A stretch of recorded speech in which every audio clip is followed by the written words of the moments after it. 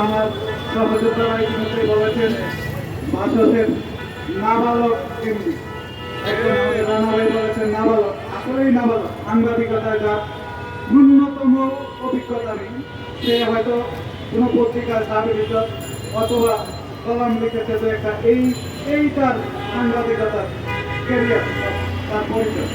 তো এই কেরিয়ার নিয়ে তাকে নাবালক সাংবাদিক বলা ছাড়া আর কিছু বলা যায় না।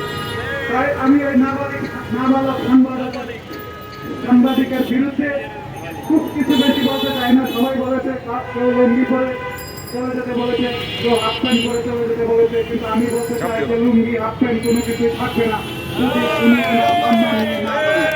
তাই আমি ওনাকে বিনয়ের সাথে বলতে চাই, সম্মান নিয়ে অতি দ্রুত বাসস্থান থেকে চলে যান, নতুবা লুঙ্গি হাফ প্যান্ট গেঞ্জি কোনো কিছুই আর আমার গায়ে